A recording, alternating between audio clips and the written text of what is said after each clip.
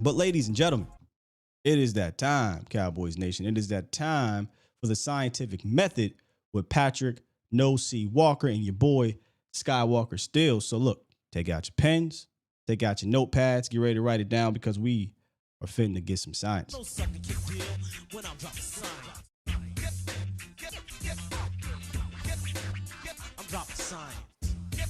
Yeah. Yeah, buddy. Every time. Every time that thing Come get on, me man. turned up. Every time. You know how we do, big dog. Yeah, how we do. How How we you do. feeling, man? How you feeling? Oh man, I'm blessed. Blessed. No complaints. I can dig it. Yeah, just getting ready for the mental health podcast that we're debuting on Memorial Day. So, ladies and gentlemen, if you are not up on that information, also means you're not following me on Twitter. And Come on, man. what's that all about? What are you doing? What's that all about? But anyway, mental health podcast called The Conversation with a K. Everybody's welcome to tap into it. Obviously, all the topics that we're talking about are going to transcend race and gender, but it's primarily aimed towards the struggles of a man, and particularly men of color. So all of these taboos and stigmas we got to break through. So check it out. Download Patreon, search for The Conversation with a K, or if you're on your laptop, desktop, just go to patreon.com/the conversation with a K. Check me out. Hopefully a lot of good resources to possibly save some lives out there. So yeah. What's the scientific word for you're reading my mind? We on the same wavelength. We're on the same way. Because I It's swear, I was gonna telepathy. start with that. Telepathy. Yeah. I'm sitting here about to open up with that Yeah. podcast that I'm excited to check out. I hit you up personally about it, man. And I told you about the whole move down here, but Yeah. I promise you, ladies and gentlemen, this is some heroic stuff that Pat is doing, and I appreciate it, bro. I don't say this lightly because we all suffer in silence, and you just got to find a way to push through it because everybody has to push, and I think Pat's conversation podcast is going to help a lot of people out there. So appreciate that, Pat. Yeah, no, man. I appreciate everybody who's going to join in, and whether you subscribe or don't subscribe, whether you use me as a testimony to help yourself and the resources that I'm going to provide on the conversation, or you seek help somewhere else. Whatever you choose to do, just don't stay silent. Don't suffer in silence. Man up, right? Man up. That's the actual definition of man up to me. It doesn't mean try to push through the pain. It means being man enough to identify when you need help to get through the pain so that you can be a better person for yourself and your family and the community. So man up, man up. Well, wow. Wow. Preach it, man. All right, let's talk some Cowboys, man. You Yeah, ready? let's do it. Let's, a little something. Yeah, I know. I like that Yeah, hat, dog. A little jealous. you know. Man, you got the little. Man. Oh, I got the arsenal. They You know what I mean? pimp it all up, man. I got the arsenal, man. Yeah, I got you. Pro shop. Training camp, man. Get out to training camp. Now I'll be there. I know. This is me making sure you have that added motivation to You're get right. there. Stay on me, bro. Stay on Yeah. me. Come on. You know this. I know. I know who else is going to be staying on some people down there in Dallas, and that's those coaches, big dog. Oh yeah. Look, I'm gonna say this right now because I'm excited to talk about the players, and we'll get to that in a second. But every year the roster turns over, and we really don't think about the coaching part of it. And Dallas had, I don't know, I don't study the rest of the league, but it seemed like they might have had some of the most turnover from a coaching standpoint for a staff that didn't change the head coach. You don't normally see that, right? Agreed. So out is George Edwards, Joe Philbin, obviously Kellen Moore. Schottenheimer gets brought in. Mike Solari. You get some reassignments in that coaching staff. Skip Pete is gone. Skip Pete's gone. Massive. It's just a lot of turnover down there. Is that something that is underrated as an observation for the beginning of these the media open practice sessions? I think the answer is yes. Obviously, when the coaching changes were happening at the top end of the offseason before there were any free agency transactions, re-signings, and then eventually the draft. Obviously, the main topic was, Kellen Moore. They part ways with Kellen Moore. They have all this change and all this shakeup behind Mike McCarthy. They're able to retain Dan Quinn, which was the headline coaching piece, is the fact that they were able to keep Dan Quinn. But look at the shakeup beneath Dan Quinn, beneath Mike McCarthy. And of course, that carried the headlines. But then the Cowboys did so magnificently in free agency that the conversation immediately shifted to, Stephon Gilmore, Brandon Cooks, able to retain Yeah. Donovan Wilson, Leighton Vander Esch, and some of these other key guys. So as we walk into OTAs, that's the focus in the conversation, is these players and the draft picks and how are they going to fit and how are they going to look in their first round with veterans, because they got, a little bit of an acclimation period with their rookie minicamp, but here come the big boys, right? So, how's Mozzie Smith? And for those that don't know, the collective bargaining agreement does not allow any type of actual contact. So OTAs is more so going to be another part of the offensive and defensive installs, things that you should be looking for, that we'll be looking for, that I'll be looking for. Refinement of technique. Mozzie Smith, for example, excellent technique, but who's he going to learn from other than Osa Odigizua? How prevalent is Micah Parsons going to be in his development? DeMarcus Lawrence, Jonathan Hankins, obviously, Neville Gallimore, Chauncey Golston, some of those other veterans. Eric Smith, how quickly is he going to acclimate to learning from guys like Gilmore, Diggs, Bland, and Jordan Lewis, and particularly I'll say Bland, because Bland, he's a young guy too. I talked to Deron a couple weeks ago in the locker room, and I asked him how it feels to be, just jokingly, how it feels to be the old man with the rookies coming in. He's like, man, just this time last year it was me, so I feel kind of weird. So kind of interesting to see that dynamic when you talk about Bland, and now he's had that breakout rookie season. Let's see how his year 2 works, how his preparation changes, if at all. Damone Clark. Obviously, everyone knows Damone is a pet cat of mine coming out of that draft. And now he gets to have a full offseason of preparation with the Cowboys. I'm looking at that to see, what his progression is going to be going into year 2. So, and then you got the interior offensive line. So you got all of these headlines that rightfully have people focused on the players. But when you circle back to the coaches, you got you went down a list of coaching changes and you didn't even touch on all of them. That's how many there have been. So there's going to be a lot to try to settle out, or I should say kind of sift through, as far as making sure everybody's on the same page. Brian Schottenheimer, who's the OC now, but he's not calling plays. What's that dynamic? How does that flesh out with him and Mike McCarthy? And, down the line, new offensive line coach, flip to the defensive side. You have this new coach, that new coach, a lot of new assistants. So, the players are going to be, all eyes are on the players, but secretly all eyes are on the coaches too. Before I go to the players, you mentioned the Mike McCarthy and Brian Schottenheimer situation. And I started thinking, just over the years, remembering and seeing pictures or seeing Kellen Moore on the radio calling plays and whatnot. Is that going to be McCarthy or is Shotty going to be more doing that right now, and then they'll transition into McCarthy doing that once we get to like camp or something? It's McCarthy's show. Ooh, I love it. Yeah, let's be right clear now. Here. Yeah, let's be clear right now, unequivocally. The play calling duties are Mike McCarthy's. There will be no wavering on who called this play, who's calling this play, when is it starting, who's transitioning. No. Day 1, minute 1 is Mike McCarthy. Brian Schottenheimer said that he's likely going to be up in the booth, and that makes sense because both he and Mike aren't planning to be on the sideline together. So you're talking about Schottenheimer in the booth, so he'll have a better view, better vantage point of what's going on with the opposing defense and the Cowboys offense, so he can wire down those changes to Mike McCarthy in real time and say, hey, this is what I'm seeing. But ultimately, it's Mike McCarthy calling the plays, because I said this last year, and I don't have an issue and didn't have an issue with Kellen Moore. Generally speaking, I had micro issues that I wanted to see him progress with, as we all did. But those that wanted to just throw him away, that's a different conversation. But he's going now. But a year ago, I said, well, McCarthy's going into 2023. This was also after they lost to San Francisco. I said, hey, if I'm McCarthy, no knock to Kellen Moore, but if I'm going down my way. I'm doing it Frank Sinatra style, right? So now here we are. Mike is, if it's going to go down, Mike is going to go down with his hands in the playbook. He's going to be the one calling the plays. And I think that's the way it has to be. So whether the Cowboys get maximum success and they finally break their Super Bowl drought, or things don't go the way they need to go, if you're Jerry and Steven and Will, at least there are no more what ifs. Now you know that this is either the guy or it's not the guy. Period. When you said the booth situation, here on this show, we have this thing where we wanted to see Kellen Moore in the booth because we just thought he'd be able to see the field better. But to have Schottenheimer up there, I think is going to be awesome. Oh yeah, that's going to be a big one. That's going to be a big one. I want to talk about some of the players that they'll be calling plays for, and really not just those guys, but the new guys. Before we get to the dudes that have been here, which is cool, I'm gonna let them finish.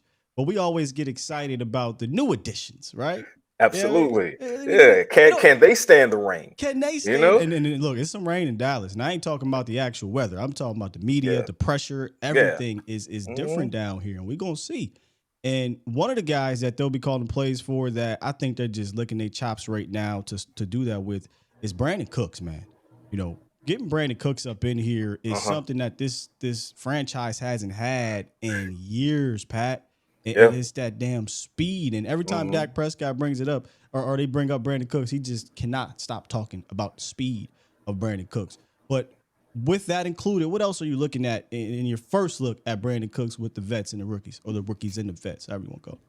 How he's mentoring the younger guys. And when I say the younger guys, I'm talking about Jalen Tolbert, and I also put that onus on Jalen Tolbert to make sure that he's gluing himself to these veterans like Cooks and Lamb and Gallup and trying to take that next step forward because he's going to have competition being in the form of Semi Fehoko, for example, because remember, prior to Fehoko suffering an injury in training camp that kind of slowed him, he was a star, the star, I'd argue, in training camp. So Semi Fehoko, very familiar with the system, very familiar with Dak Prescott, and they have chemistry there. But he also has chemistry with Cooper Rush, your QB too. So it's incumbent upon a guy like Jalen Tolbert to make sure that he's learning from guys like Brandon Cooks. And Cooks said that's one of the goals for him is to come in and not only make an impact in between the lines, but in the locker room as well. And I could see that already happening.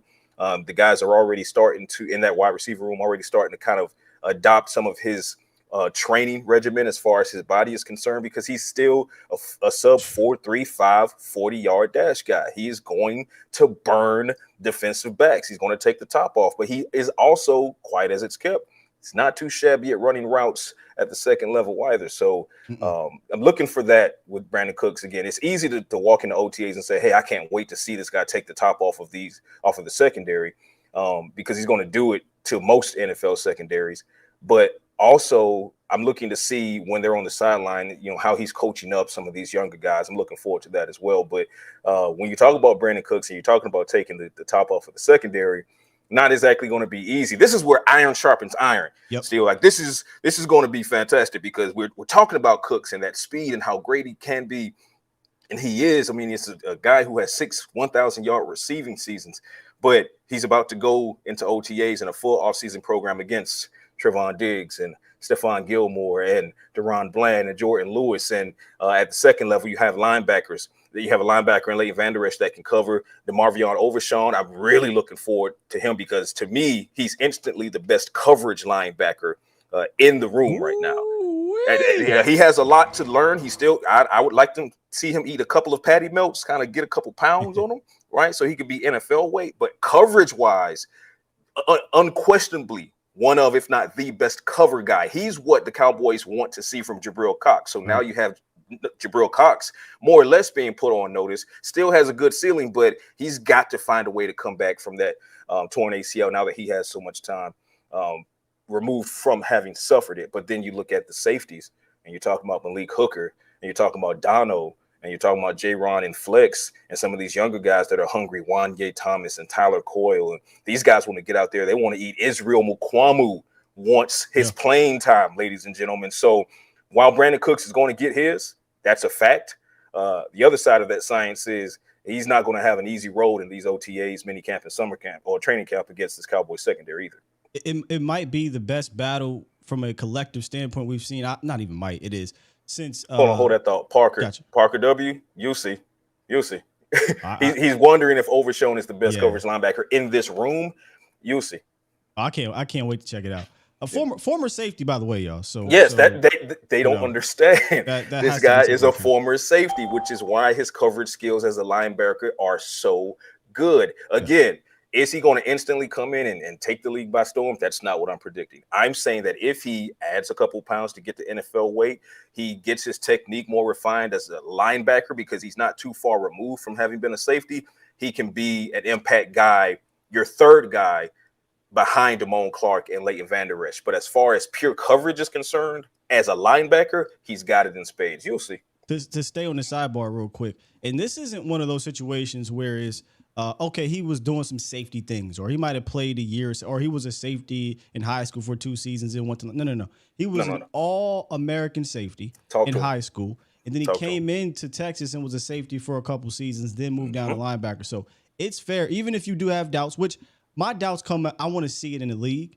Yes, of course. So that's where my doubts come at. Of course, but it's not because that he didn't have the skill. He clearly did. He was a safety. Exactly. So it's there. His direct competition is obviously not Damone Clark, because Damone Clark is more of the run stopper. He's more of the sideline to sideline guy. It's not Leighton Vander Esch, who's the heart and soul of the actual defense itself, outside of Micah Parsons, as far as what Leighton Vander Esch, him being the green dot, communicating the plays. But when it comes to pure coverage, if you're saying, well, I know this is going to be a pass play and I want one of my better pass coverage linebackers on the field, more often than not, you're going to see DeMarvion Overshown figure out how to get on that field. And Dan Quinn knows it, which is why Dan Quinn took him where he took him in the draft. Last thing, because, man, we could talk about it. Last thing on Overshown. One of the things I did notice that many observers, many analysts did say is that from a man-to-man standpoint, man coverage, he was one of the better guys in the draft. But where I will give LVE the biggest nod is in zone. I thought LVE was fantastic last year. I often came on here and said, even when I had issues at times with him, I said, one thing I will not complain about is that the dude is always where he needs to be from a zone standpoint in coverage. So, and that's what people also need to understand, that there are levels to this coverage thing. So Overshown, when I say he's the best coverage, arguably the best coverage linebacker in the room at the moment, we're talking man coverage. Yeah. Okay. The better zone coverage is LVE, and LVE takes way too many hits from Cowboys Nation as far as they want to see more stats on this or that. If you watch the film, matter of fact, we ain't even got to go to the film. Look at what happened as far as the Cowboys defense taking a step back in the absence of Leighton Vander Esch last December, and that will tell you all you need to know about not only what he does on the field, but how he leads that locker room as well. I've ate my fair share of crow from LVE. After about the first 6 games, LVE is a whole dude and has always been a whole dude. His only knock was injury, and he's shown that he can stay on the field, because even the time missed last year was minimal. It could have been minimized that much more, but they were being precautionary with that neck sting or that shoulder stinger because the playoffs were coming up. So that is the main issue with LVE is injury. And again, another side chart. It's not even just the fact that it's injury to miss time, but when LVE has played injured, he didn't look good. So it's all about, can he stay healthy? Hey, Des said don't play hurt. Players will learn sooner or later. Don't play hurt. It's admirable, it's honorable, it's noble. But it doesn't do you any favors. It often doesn't do the team any favors. And ultimately, you would like to believe the fans and the media are going to appreciate it. But unless you get out there and have a great day, they're not going to appreciate it. And you're just going to set yourself back. So if you're hurt, get healthy and then come back. Ezekiel Elliott learned that from the 2021 season. He learned that from the 2021 season. So, yeah. Yeah. So now to go back to what we were talking about with Cooks and this secondary, I was saying, like, I don't think we've seen since the departure of Cooper, which was 1 year. So it is just one season. Yep. The competition now we'll see from the cornerbacks, wide receivers, the defensive backs, Brandon Cooks against these guys. But Cooks brings a very underrated route running element to this wide receiver room, because you start talking about the second level stuff. And I was just showing, and I'll show a little bit more here of Brandon Cooks doing some of that route running stuff. He's so savvy, at the second level. And what's scary about him, man, is that I think he even talked about this. He understands his speed. There's 2 different things. There's John Ross, who, hey, dog, I could just run straight down the field. Yeah. And then you got guys like Brandon Cooks, who understands, and Tyreek Hill, who understands, Jalen Waddle, who understands how to use their speed in a savvy way to get open and create separation. And boy, Brandon Cooks does that in spades. And bro, the battle between him and Stephon Gilmore. Yes, indeed. Oh my goodness. Talk explosive. To me about Stephon Gilmore being. Listen, man, those people who are saying Gilmore is washed, You know how it goes, right? They put on the star and suddenly they're washed. But had he gone to another team, then everybody would be riding the Cowboys. Oh, you couldn't give up a 5th round pick for Stephon Gilmore. But they do when they get him. And now it's, he's washed. You could have got somebody. Yeah, okay. Can't please everybody, so don't try. At the end of the day, Stephon Gilmore is not only not washed, He's dry cleaned. He's crisp. He's ready to get on the field. He's ready to go. Former NFL Defensive Player of the Year, not far removed from that season. And from what I've seen, and I'm looking forward to seeing it in OTAs and minicamp and training camp as well, I don't see where he's lost a step. Now, you put Stephon Gilmore, take him out of a situation where, number one, he had a great season with the Colts. I don't know what people are looking at. He had a great season on a Colts defense that's not nearly as loaded as far as surrounding talent as the Cowboys are. So coming from a situation where a lot of the onus was on him to produce, he was the veteran, he was the former NFL Defensive Player of the Year, multi-time Pro Bowler, All-Pro, et cetera, et cetera. Now he comes into a situation where you have Trayvon Diggs and you have Deron Bland and Jordan Lewis, and you got the three-headed safety monster behind you, and in front of you, you got Micah Parsons, DeMarcus Lawrence, Mozzie Smith, Jonathan Hankins, Osa Odigizua, and the list goes on. Sam Williams, I believe, is going to have a breakout year. Dante Fowler is back on a one-year deal after having a strong season last year with the Cowboys and Dan Quinn. All of this surrounding talent only allows Gilmore the opportunity to excel that much more. So, like I said, not only do I not see signs of him being washed, it looks dry clean to me. He's walking into a situation where he's going to benefit greatly. And now that makes that battle between him and Brandon Cooks that much more intriguing. But I'll say this, because I know we got to close up in a second. Let's touch really quickly on the offensive side of the ball. Yeah. The battle at left guard / swing tackle. There's that to be again. That's going to be very interesting, because so you have Asim Richards, rookie 5th round pick. He has flexibility, played a lot of tackle, but he played some guard with North Carolina as well. Kept his quarterback not even relatively clean, but very freaking clean at the tackle position. But he can slide inside. You have a competition between him, and people are forgetting about the signing of Chuma Edoga. They're very high on Edoga. So it's kind of like for left guard, you're talking about Richards versus Edoga versus Farniok, who's primarily a center, but they're looking to get some flex work out at left guard as well. But then at tackle as well, Richards is going to get some play there, but that puts him up against Matt Waletzko. And, it's going to be interesting to see who wins out at left guard, because whomever wins out at left guard behind Tyler Smith, if they are good enough, then it makes the conversation that much more challenging as far as, well, are they good enough that we can have Tyler Smith at left tackle and then have Tyron Smith as swing tackle, which kind of leads me to say anybody talking about putting Tyron Smith, as much as I love the guy, first ballot Hall of Famer, Terence Steele is a better right tackle. Let me pull out the microscope and slide the offensive line under there real quick, because I want to dive a little bit deeper into this situation. Steele is still recovering. He's still rehabbing, right? He is. So yeah, he's still recovering. He technically won't be out there. So we'll see a unique offensive line today, correct? That is correct. Terence Steele, he's on track. No word yet on if he's going to start training camp on PUP. My money on the table, I think he does start training camp on the PUP list. Physically unable to perform just buys him more time. I think he's on the field come week 1, barring any setbacks. But that means, like you said, until he's on the field, Cowboys are going to try a lot of different variations on that front five.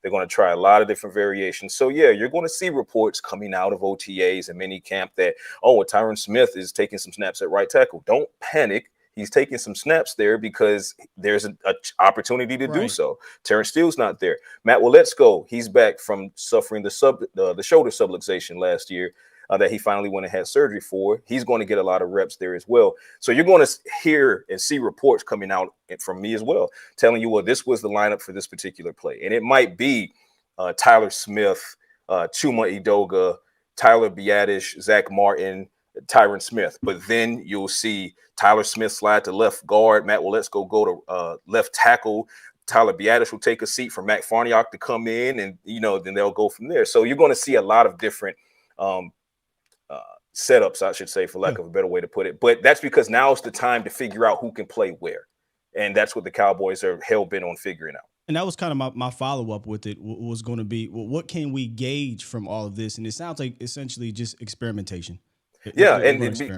Experimentation as they're doing the install. This is when you really start to try to figure out. This is the beginning of trying to figure out who has a better eye for this position versus that position. And I see a lot of you guys asking about Josh Ball, and it's no secret that I'm pretty low on Josh Ball as a tackle. Cowboys, I don't know that they are or are not, but I'll say this. They're looking to move him in to take some snaps at left guard. But if they're looking to move him in, that means that he's not impressing at left tackle. He didn't impress me in training camp last year at left tackle, didn't impress me in preseason at left tackle. So when you hear me talk about these competitions, the reason I'm not necessarily mentioning Josh Ball is because there are levels to this competition. And I don't feel that it's a Josh Ball versus Richards versus Edoga. I don't see that as being the situation. I think Josh Ball, if anything, is competing with a guy like Matt Farniok, who's primarily a center who could take snaps at left guard versus a straight up guy who might have a real shot at playing left guard. So yeah, Josh Ball is still on the team as we speak, and he has a lot of refinement still left to do. But looking at guys like Edoga and looking at guys like Richards and hell, even Farniok, I see more potential in those guys than I do Josh Ball. Real quick, can I quickly get your thoughts on Michael Gallup? He came out and said that, he's feeling more springy, right? My knee was sore after the season. He got it cleaned up a little bit, but he said he's feeling much better mentally and he's feeling more springy. What is springy? What are you looking for when you hear the term springy out there? Because I think you'll be able to see something, even without the pads. Listen, if Michael Gallup has his boing back, boing, yeah, boing. If he has his spring back, then opposing defenses are in some really big trouble. Now, you saw flashes of prime Gallup last year, a time or two, but he didn't really hit his stride consistently as far as being able to dominate like you saw in recent seasons past, like the 1,000-yard season he had when Amari Cooper and CeeDee Lamb were both kind of flanking him, and he was in prime form pre-injury. He said, and I reported it, I spoke to him personally about it at several points last year, before he came back from the injury, after he came back from the injury, and the biggest thing with Michael Gallup was always the mental. It was always the mental. He was afraid to overplay himself. Like, he was afraid to, if I cut this route too hard, is this going to be it for me? And he was honest and transparent in admitting this. Yeah, he was like, sometimes I wonder if when I'm going up to high point this ball, which is a huge part of his game, when he's in midair thinking about coming down wrong. So when you play the game like that, one or two things are going to happen. Either you're actually going to re-injure yourself, or you're simply just not going to be the guy that you were. Now, coming into this new offseason, he's had more time to kind of marinate on it, get in the DAC yard with Prescott and some of these other receivers, and he's feeling like himself now. Yeah. So I believe that he's past the mental part, and I've said it before, and I'll say it again, and I'll continue to say it because I believe we're all going to see it play out in real time. I think the best version of Michael Gallup is coming back, especially with Brandon Cooks in the mix, because now, you have that three-headed monster again that you had when Coop was in the building. How do you defend it? You can't shade coverage one way or another. You can't say, okay, well, we know CeeDee Lamb is going to be that guy, and Michael Gallup is struggling to come back from an injury, so let's shade coverage over there and kind of challenge him a bit. And this is a guy who was already dealing with kind of the mental health aspect of coming back. Now he's feeling great. CeeDee Lamb is the definitive wide receiver one. Brandon Cooks is in the mix. You got tight ends. You add Schoonmaker to a tight end room that has Jake Ferguson and Peyton Hendershot as playmakers. Where do you go? If you're a defensive secondary, who are you covering? And that just all goes to Michael Gallup having the opportunities. And now, like he said, he feels better. I believe he does. He's walking around the building with that Michael Gallup grin, that ear to ear that we all love so much. I think one of the easiest things to see from a physical standpoint that he struggled with, that I'm hoping to see him get back from a springy standpoint, is the snaps out of his breaks and his routes. You saw him kind of thinking too much there, and he's never going to be a separating type of. He's not going to get a bunch of separation. No, that's not his game. What he does. But physical high point. There you go. But when he had that confident snapping, and I was showing some 2021 highlights. I promise y'all, go look at him coming out of his routes in 2021 and go watch him last year, prior to the injury, by the way, obviously. And then go watch him last year, and you can kind of see it wasn't the same snap. It wasn't. And he looked defeated a couple of times, and it was just him getting in his own head. So I feel like he's out of his own head, and he'll be doing well. And I'll close out on this because I see a lot of people asking. Tony Pollard is doing well. He's on track to return. He has at least a solid shot of not starting training camp on the PUP list. We'll see how deliberate the Cowboys want to be and cautious with his injury now that he's RB1. But he's walking around the building. He's fine. He's moving around in preliminary OTAs, which started on Tuesday. He's not medically cleared at all, so you're not going to see him on 7-on-7s, 9-on-9s, 11-on-11s. He's going to be doing a lot of sideline work with Britt Brown and the training staff, but looks good. He's not walking with a limp, not walking with a boot or anything like that. Can't be doing too poorly. Got the whole leg tatted, so he's fine. He's on track. He's on track. All right, man. Hey, Pat, you got to tell these people, if y'all not hip to the scientific method, you truly are going to be missing out throughout the season. This is extremely unique, I think, in the community, so y'all need to continue to come through and get that good old science. Just come get the science. And as we say all the time, science does not care about your feelings. So when you're listening to the scientific method, please, please, please tell your feelings to log out of the chat so we can talk some real football. That is Patrik No C Walker of DallasCowboys.com. Appreciate y'all as always, brother, and I'll talk to you again. I'll probably hit you up later today. Yeah. What you seeing down there? Yeah, I know. You're looking for that insight. I want to know the insight. I got you. Holler at me, brother. Love you as always. All right, man. Love you too, man. Peace. That is the scientific method. Thanks for watching, and make sure to follow and subscribe to A to Z Dallas so you don't miss an episode of the scientific method. Every Thursday morning, 9 a.m. Central on Facebook and YouTube, with every episode available on A to Z Sports.com.